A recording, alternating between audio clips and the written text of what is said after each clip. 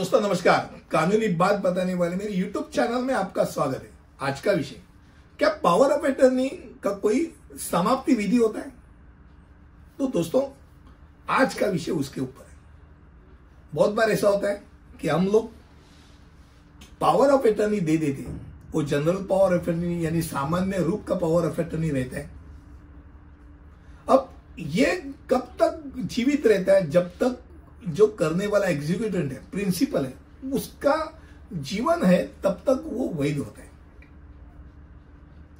अगर मान लो जो पावर ऑफ अटर्नी देने वाला है उसने कालावधि दे दिया है कि 6 महीने के लिए वो पावर ऑफ अटर्नी, उसके बाद वो समाप्त हो जाएगा। तो 6 महीने के बाद वो समाप्त हो जाएगा। 1 बरस का दिया तो 1 बरस के बाद समाप्त हो जाएगा।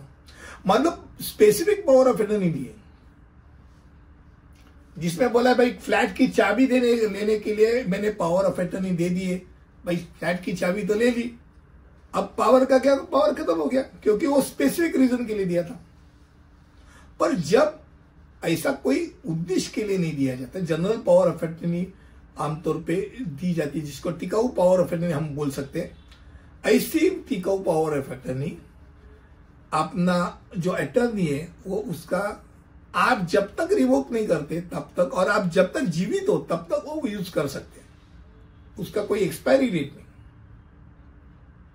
यानी अगर आपका मृत्यु होता है या उसका मृत्यु होता है या दोनों में से कोई एक को पागल करार किया जाता है या दिवालखोर, यानी जिसको बोलते हैं कि भाई मेरे पास कोई पैसा ही नहीं, दिवालिया निकल गया, ऐसा जब तक नहीं होता है तब तक वो चलते रहेगा।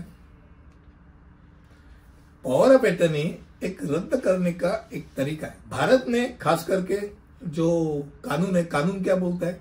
जब तक प्रिंसिपल जिंदा है, अटर्नी जिंदा है और जब तक रिवोक नहीं किया है तब तक वो पावर ऑफ अटर्नी जीवित है। अब दिवालिया और पागलपन या कोई मृत्यु हो गया तो वो पावर ऑफ अटर्नी रद्द होगा ही होगा। पर अगर मान लो मुझे ये कुछ भी नहीं हुआ है, आर्थिक स्थिति अच्छी है, हम जिंदा है और पागल भी नहीं है, तो पावर ऑफ अटर्नी रिवोक करने का तरीका है।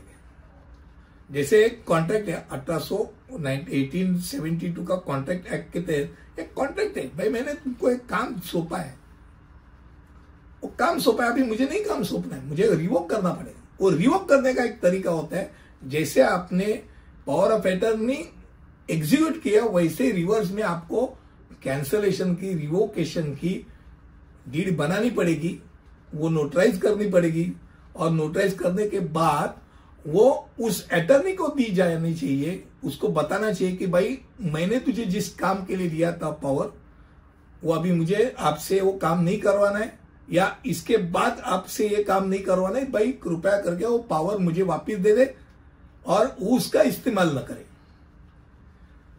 और तब तक ये जब तक रिवोक नहीं होता तब तक वो पावर जिंदा रहती है।